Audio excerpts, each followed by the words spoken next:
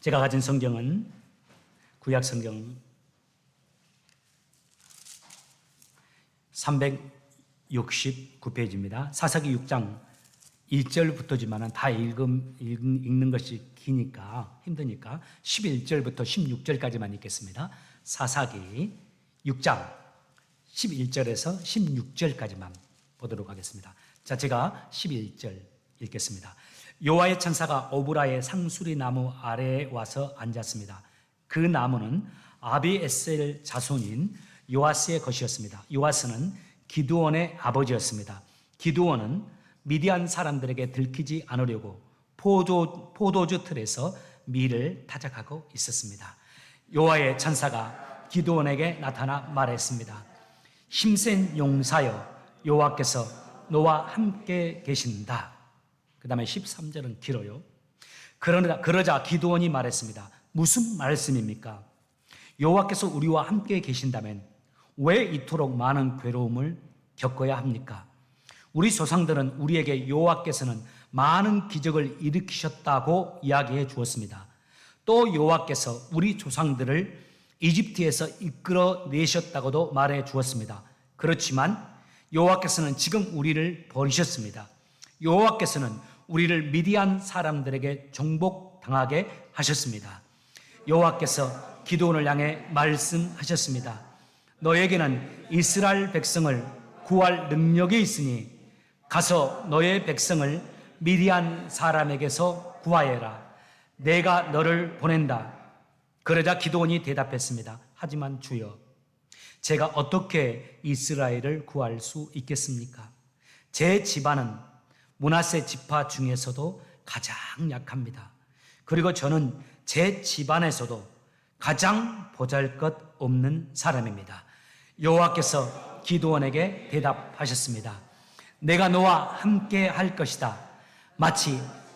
너는 마치 단 한 사람하고 싸우는 것처럼 미디안의 군대와 싸워 쉽게 물리칠 것이다. 16절만 다시 한번 읽겠습니다. 시작.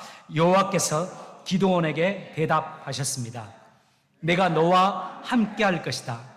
너는 마치 단 한 사람하고만 싸우는 것처럼 미디안의 군대와 싸워 쉽게 물리칠 것이다. 아멘. 예, 자리에 앉으시기 바랍니다.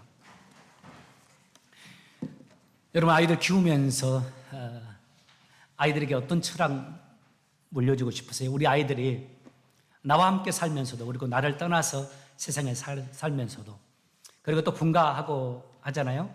결혼해서 새로운 가정을 이끌고 살아가는 것을 볼 때 우리 아이들이 이렇게 이 정신을 가지고 살았으면 좋겠다 하는 건 뭡니까?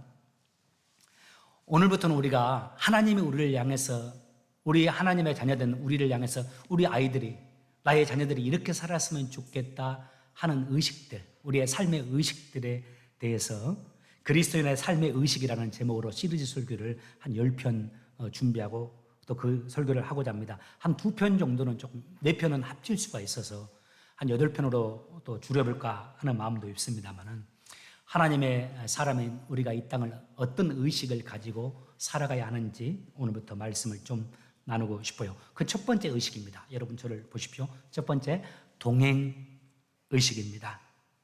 하나님이 항상 나와 동행하심을 기억하면서 이 동행의식을 가지고 하루하루 매일의 삶을 살아가자 말씀이에요. 오늘 본문의 주인공이 기드온이잖아요. 이스라엘 역사에서, 지금도 이스라엘 역사에서 이스라엘 사람들에게 기드온은 전설적인 전쟁 영웅입니다.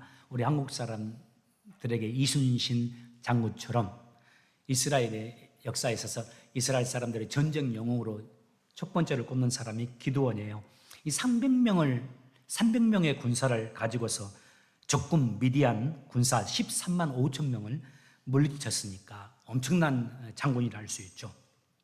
오늘 본문 당시에 이스라엘 나라가 미디안 족속에 의해서 7년 동안 압제를 당하고 있는 상황이었습니다. 이 미디안 족속이 상당히 잔인한 족속이었어요. 이스라엘을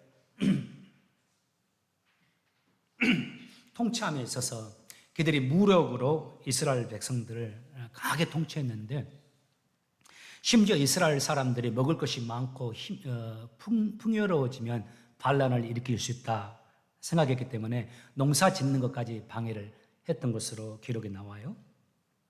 그나마 추수한 곡식이 있다면 그 곡식들도 다 빼앗아 가버렸어요. 그래서 이스라엘 사람들이 피폐해질 대로 피폐할 대로 피폐해졌습니다. 먹을 것도 풍족하지 않았기 때문에 미디안에 대항할 만한 군대를 모집할 수도 없었고 군대를 조직할 수도 없는 상황이었습니다. 그냥 속수무책으로 유린당하고 있는 상황이었어요. 그런 상황에서 하나님이 기드온을 찾아오셨습니다. 하나님이 기드온을 찾아오셨을 때의 모습이 오늘 사사기 6장에 나오는데 11절에 이렇게 말을 해요. 11절 한번 보겠습니까? 요아스는 기드온의 아버지였습니다. 기드온은 미디안 사람들에게 들키지 않으려고 포도주 틀에서 밀을 타작하고 있었습니다. 기드온이 밀을 타작하고 있어요. 아마 얼마 되지 않는 양일 겁니다. 그런데 밀을 타작하는데 가만히 보면 그 밀을 타작하는 방식이 이상해요. 포도주 틀에서 밀을 타작하고 있죠. 당시 밀은 마당이나 넓은 들판에서 타작용 마차나 황소의 말굽을 이용해서 타작을 했는데요. 그런데 기드온이 포도주 틀에서 밀을 타작하고 있어요. 사진 한번 보여주겠습니까? 포도주 틀의 생김새, 고대 포도주 틀, 고대 근동에서 대표적으로 저 두 가지가 포도주 틀입니다. 포도를 따가지고 포도를 넣고서 사람들이 올라가서 밟으면은 밑으로 구멍이 있죠. 저 밑으로 포도즙이 흘러서 보이는 겁니다. 그것을 이제 포도주로 활용하는 건데요. 이 포도주 틀은 땅을 파서 지하에 만듭니다. 그래서 그 위치가 낮아요. 그래서 사람들 눈에 노출이 잘 안 됩니다. 기드온이 밀을 타작하는데 넓은 마당에서 오픈된 곳에서 타작하지 않고 포도주 틀에서 밀을 타작하는 이유를 우리가 추측할 수 있죠. 성경학자들이 다 그렇게 말합니다. 기드온이 미디안 군사들을 두려워하면서 포도주 틀에 숨어서 밀을 타작하고 있더라고요. 이 상황을 통해서 주님이 이 본문의 구절을 통해서 말해주고자 하는 바, 기드온도 이스라엘 다른 사람들과 마찬가지로 나약한 마음을 가진 사람이라는 것. 그 용사였지만은 사실은 아주 심약한 사람이라는 것을 우리에게 제시해 주죠. 그런데 이런 기드온에게 주님이 이렇게 말씀합니다. 사사기서 6장 14절 말씀, 우리 같이 한번 읽겠습니다. 시작. 여호와께서 그를 향하여 이르시되 너는 가서 이 너희 힘으로 이스라엘을 미디안 손에서 구원하라. 내가 너를 보낸 것이 아니냐 하시더라. 그러자 기드온이 이렇게 대답해요. 15절. 기드온이 그에게 대답하되 오 주여, 내가 무엇으로 이스라엘을 구원하겠나이까? 보소서, 나의 집은 므낫세 중에 극히 약하고 나는 내 아버지 중에서 가장 작은 자녀이다. 이스라엘 백성들에게 나아가서 이스라엘 백성들을 구하라고 하니까 기드온이 하는 말 뭡니까? 못하겠다고 합니다. 자신이 없는 겁니다. 못하겠다고 합니다. 그 이유를 말하죠. 그 이유 뭡니까? 저희 부모님 보십시오. 우리 부모님 집안 별거 없습니다. 우리 부모님이 이렇게 별거 넣는데 저도 그 부모님의 피를 받아서 이렇게 약한 자입니다. 특별히 우리 부모님이 가지고 우리 부모님 밑에 있는 자녀들 가운데 우리 형제들 중에서도 제가 제일 부족한 자입니다. 그런데 제가 어떻게 그 귀한 위대한 일을 합니까? 하면서 못하겠다는 거죠. 여기서 우리가 한 가지 아주 중요한 한 가지를 볼 수 있어야 합니다. 바로 기드온의 자화상이에요. 자화상이라는 게 자신에 대한 평가를 의미하죠. 이 기드온의 자화상은 뭡니까? 스스로 못난 사람이라는 자화상이에요. 자기 스스로 자신은 뭔가 할 수 없다고 생각하고 있어요. 하나님께서는 지금 자신을 통해서 큰 역사를, 큰 일을 하겠다고 하시는데 사실 그리고 할 수 있음에도 불구하고 사실 그리고 보면 했잖아요. 그런데 그가 지금은 못하겠다고 말하죠. 결국 기도원이 부정적인 자화상으로 인해서 자신을 향하신 하나님의 선한 계획을 거부합니다. 소심하죠. 주저하고 있어요. 자, 여러분에게 한번 질문하고 싶어요. 여러분에게 또 한번 스스로 질문해 보았으면 좋겠어요. 여러분의 자화상은 어떤가요? 우리가 여기서 또 다음과 같은 질문을 할 수 있어요. 기도는 하나님의 전능하심을 믿지 못해서 이런 반응을 보이는 걸까? 저는 그렇게 생각하지 않아요. 기도원이 하나님의 전능하심을 알고 믿었을 겁니다. 그럼에도 불구하고 자신이 부족하기 때문에 이런 반응을 보이는 거라고 저는 생각해요. 결국 기도원의 이런 반응은 자신에 대한 자화상의 결과였습니다. 사사기 전체를 읽어보면, 특히 6장 전체를 이렇게 자세히 읽어보면 기도원의 이런 모습이 반복됩니다. 그가 계속해서 여전히 자신은 그런 하나님이 시키는 일을 할 수 없는 사람이라고 말을 해요. 그래서 하나님께서 계속해서 말씀하세요. 용기를 내어서 일어나서 내가 너에게 원하는 그 일을 하라고요. 그래야 소위 양털기도 기억하시나요? 여기 계신 분들은 저의 사례, 제가 양털을 놓고 했던 기도원의 기도를 저도 한번 실행한 적이 있는데, 한 절반 정도가 여기 계시면 절반 정도 되는 분들이 그 이야기 알 겁니다만은, 기도원이 양털 기도를 하죠. 소위 양털 기도. 하나님 정말 저를 쓰시려고 한다면, 저를 통해서 이 일을 하시려고 한다면요, 제가 마당에 양털을 놓아둘 테니까 하나님 이 밤에 양털에만 이슬이 내리고 주변 마당에는 이슬 내리지 않게 해주세요 하고 기도하고 자죠. 그러면 어떻게 됩니까? 하나님이 그렇게 역사해 주세요. 진짜 양털에만 이슬이 내려서 성경을 보면 양털에서 물을 짜낼 정도가 됩니다. 기도원이 그것을 경험하고 나서 그래도 여전히 자신이 없어요. 그래서 기도원이 또 한 번 더 하나님 화내지 말아 주십시오.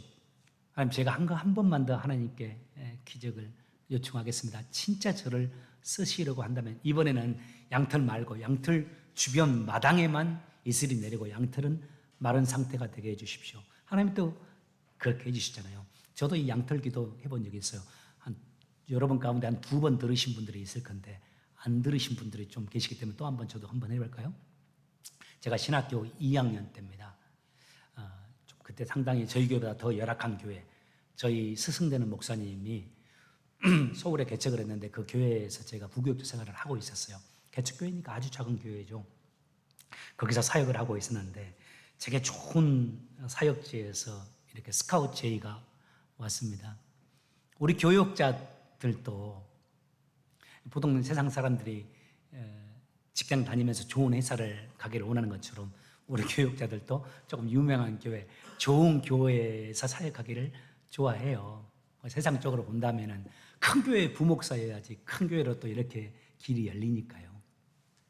작은 교회 섬기는 게 얼마나 힘드나요? 제게 이렇게 스카우트 제의가 왔는데 우리 교회 형편을 알잖아요. 제가 우리 교회를 떠나면 지금 우리 교회 말고 그 교회를 떠나면 어떻게 된다라는지 지하 교회에 있는데 그 양심상 갈 수가 없어요. 가고는 싶은데 하나님 앞에 기도를 했습니다. 하나님의 특별한 내게 감동이 오지를 않아요. 너무 가고 싶고 그 교회에서는 지금 그 자리가 비었기 때문에 제게 오라고 하고 또 그 교회에는 제가 다니던 학교의 학생들이 모두가 다 가고 싶어하는 몇 교회 중에 한 교회, 좀 큰 교회거든요. 좋은 교회고 하나님께 기도했어요. 하나님 내가 갑자기 생각이 났어요. 오늘 밤에 수건을 놓고 내가 밖에다 놓고 잘 테니까 하나님 수건에만 이렇게 좀 이렇게 물이 젖어 있고 기숙사 마당에는 젖어 있지 않도록 해주십시오. 한 번만 제게 저는 기도는 2번 구했는데 저는 한 번이면 좋습니다 하고 하나님께 기도했습니다. 그리고 잠자리에 들었어요. 이거 참 흥분되더라고요. 그러나 잠에 들고 아침에 정말 빨리 일어났어요. 새벽 기도하러 나가야 될 타이밍에 보통 일어나는데 그냥 더 빨리 일어나서 밖에 떨리는 마음으로 문을 열었습니다. 문을 열고서 제가 깜짝 놀랐어요. 양털도 젖어 있고 마당도 젖어 있는 거예요. 그날 밤에 비가 와가지고. 그냥 제 생각에 네가 알아서 선택해라 이렇게 드는 제 생각이 들더라고요. 제가 그렇게 기도를 한 이유가 뭡니까? 확신을 얻고 싶어서 그런 거죠. 기도원이 양털 기도, 소위 지금 양털 기도를 하나님께 드리고 있는 거 확신이에요. 나 그거 못할 것 같은데 하나님은 자꾸 하라고 하시는데 도무지 받은 나는 그거 감당하기가 힘들 것 같아. 내 마음이 떨리고 도저히 이거 안 되는데 하나님이 왜 나에게 이걸 하실까? 그 큰 우리 미디안 군대를 어떻게 내가 대적할 수 있는가? 그러면서 하나님께 확신을 구하는 거죠. 양털을 놓고서요. 하나님이 분명히 다니엘에게 말씀하시는데도 기드온은 자기 자신에 대해서 자신이 없는 겁니다. 우리가 스스로 조심해야 될 두 가지가 있어요. 하나는 교만함이고 또 하나는 열등감입니다. 우리의 교만함은 나를 향하신 하나님의 뜻이 이루어지는 것을 방해해요. 그리고 하나님과 나의 관계를 멀어지게 만듭니다. 왜냐하면 성경에 그랬잖아요. 하나님은 교만한 자를 어떻게 한다? 물리친다 그랬어요. 여러분 인간관계 하다가 나 저 사람하고 절대 친하고 싶잖아. 안 만날 거야. 안 만날 거야. 그런 사람이 있죠. 물리친다는 의미가 그런 겁니다. 멀리 한다고. 교만한 사람은 하나님이 멀리 하세요. 그를. 그래서 그가 예수를 잘 믿고 싶어도 나름대로 자기가 잘 믿는다 해도 기쁨이 없어요. 왜? 하나님이 나와 함께 하시면서 내게 주시는 은혜가 없으니까 기쁨도 없고 감사도 없어요. 이 교만함도 무섭지만 또 하나 무서운 게 열등감입니다. 지나친 자기 비하, 열등 의식도 우리를 방해해요. 하나님에 대한 나를 축복하시고 나의 삶을 인도하시는 하나님에 대한 자꾸 의심이 들게 만들거든요. 그리고 의심이 드니까 하나님의 말씀에 불순종하게 만들어요. 민수기 14장 여러분 나오는 12명의 정탐꾼 이야기 여러분 기억하시죠? 40일을 이 12명이 동일한 시간을 동일한 가나안을 돌아다녔잖아요. 그런데 돌아와서 보고하는 사람들의 보고를 들어보세요. 10명은 뭐라 합니까? 안 된다고 말을 해요. 뭐 절대 우리 가나안 땅 들어갈 수 없고 그 땅 사람들이 이길 수 없다. 그 땅 사람들 거인이다. 그것에 비해서 우리는 어떻다? 이 메뚜기다. 스스로 메뚜기라고 아무리 그래도 그 땅 사람들이 좀 크다고 해도 그에 비해서 이스라엘 사람들이 아무리 작아도 어떻게 메뚜기입니까? 지나친 자기 비하. 열등감에서 나오는 거죠. 10명은 자신들을 메뚜기로 정의하고 있어요. 그것이 그들의 자화상이에요. 오늘 본문에 기록된 기드온의 모습이 바로 그와 같습니다. 사랑하는 여러분, 이 사실을 하나 늘 기억하며 살았으면 좋겠어요. 우리가 하나님 안에 있다면, 하나님 안에 있을 때 우리 자신은 우리 자신의 생각보다 훨씬 더 위대합니다. 하나님의 눈으로 우리를 볼 수가 있어야 돼요. 하나님이 나를 향해서 말씀하신 그 말씀을 우리가 수용할 수 있어야 돼요. 자, 그렇다면 어떻게 우리가 건강한 자아상 소유할 수 있을까요? 어떻게 우리가 이 건강한 자존감, 건강한 자아상을 소유할 수 있을까? 저는 여러 가지 방법이 있을 텐데 그 여러 가지 방법들을 가지고 여러분 같이 노력했으면 좋겠어요.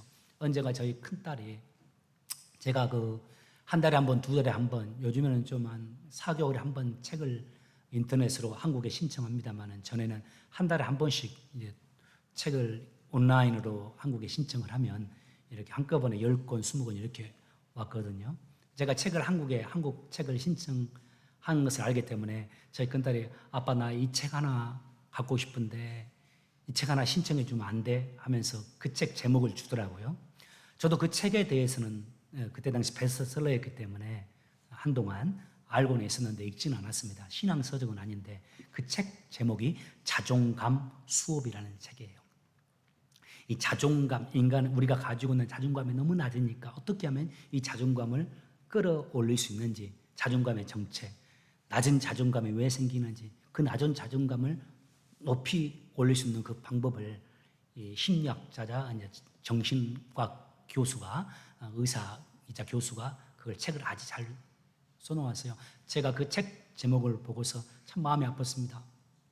얘가 이제 대학을 막 들어가는 아이인데 얼마나 자기 자신이 자꾸 이리 자신이 없는 이 마음을 두고서 힘들었을까. 그리고 또 한편으로는 그 생각을 하면 마음이 아프지만 또 대견하기도 했어요.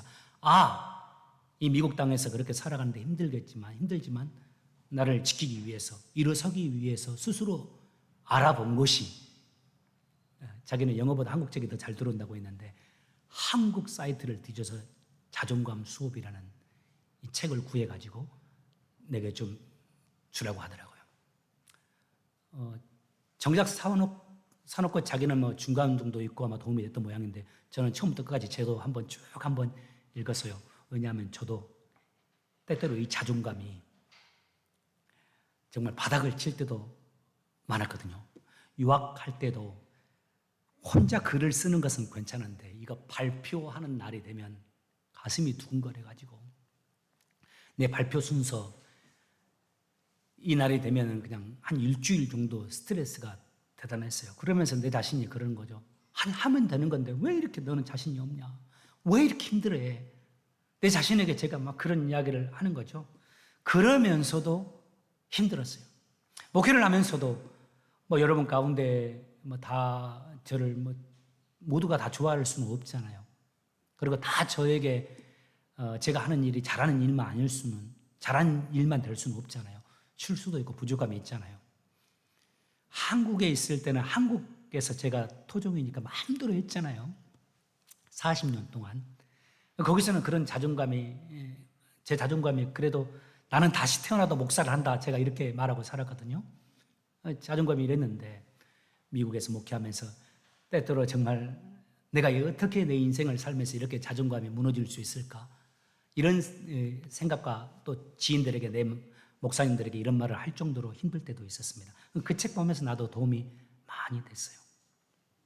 저는 여러분들도 세상을 살아가면서 우리가 낮은 자존감이 있다면 이런 책들을 구해서 읽길 바라요.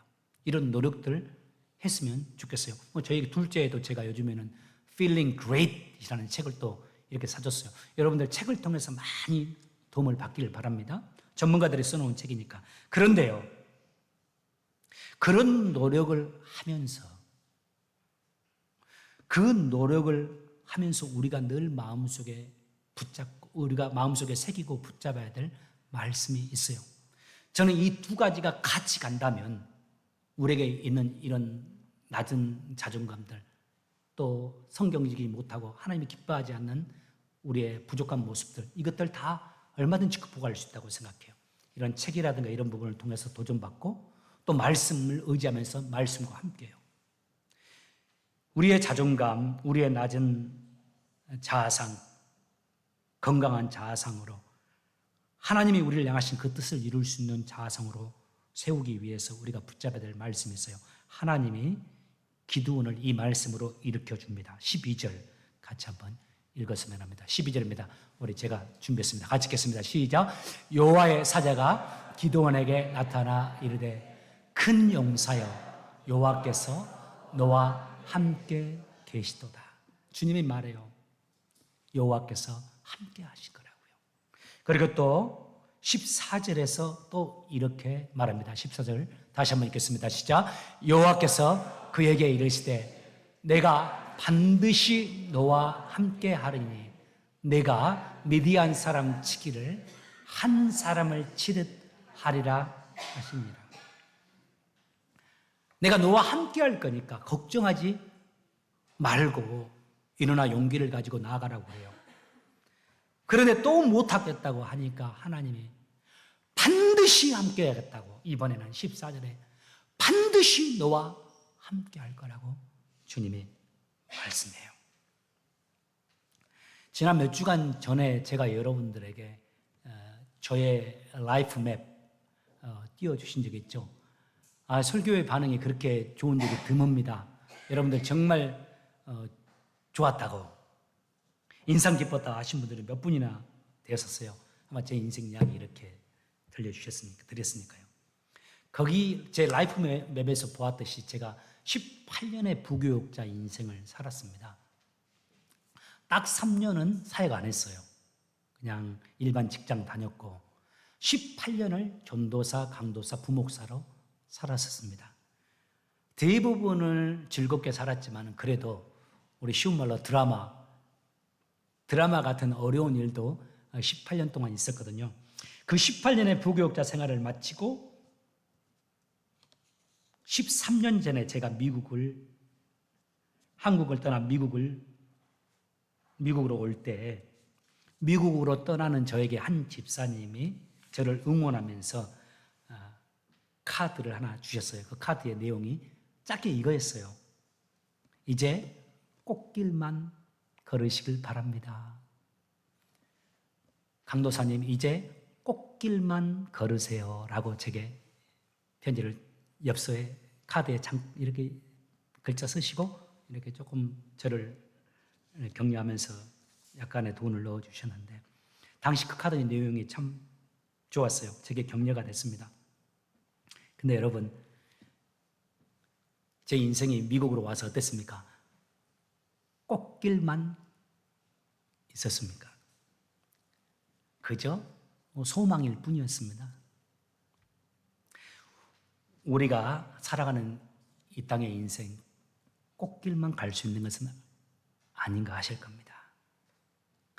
간혹 꽃길은 만나게 돼요. 그런데 훨씬 더 많은 시간, 흙먼지 날리는 길 위를 걸어가야 하는 것이 우리의 인생이죠. 심지어는 한숨을 내쉬면서 거친 돌길을 걸어가야 하기도 해요. 결국 우리의 영원한 본향인 천국, 푸른 초장인 천국에 이를 때까지 우리가 꽃길도 걷기도 하지만은 광야와 같은 길을 걸어가야 하죠. 하나님이 때로는 왜 내게 이런 길을 허락하시는지 이해가 되지 않을 때도 있는데 그래도 그 길을 가야 돼요. 어리석은 사람은 왜 하나님이 이런 길을 내게 허락하냐고 자꾸 왜를 묻고 반감을 가질 수 있어요. 그런 현명한 사람들은 알잖아요. 어쩔 수 없다는 것. 해석이 안 돼도 수용하고 이제 어떻게 하면 내게 주어진 길, 어려운 길을 걸어갈 수 있을까를 연구하고 가는 것이 현명한 사람들의 모습이잖아요. 꽃길도 걸어가지만 하나님은 우리에게 꽃길도 허락하시지만 더 많은 시간 흙먼지 날리는 길을 걸어가도록 하는 겁니다. 이것이 우리의 인생인데 이런 인생길을 걸어가야 할 때 우리가 항상 이 의식을 가지고 살아갔으면 합니다. 바로 동행의식. 하나님이 나와 함께 하시고 그 하나님께서 나를 인도해 주신다는 의식. 이 시니어들 그리고 장년들 그리고 새로운 인생을 향해서 시작하는 우리 청년들 모두가 함께 다 이 동행의식을 가지고 우리에게 주어진 길을 걸어갔으면 좋겠습니다. 여러분, 하나님이 우리와 함께 하십니다. 힘을 내시고 하나님이 우리에게 허락하신 길 믿음으로 끝까지 잘 걸어가시는 저와 여러분 되시길 예수 이름으로 축복합니다. 우리 같이 한번 찬양하면서 성찬가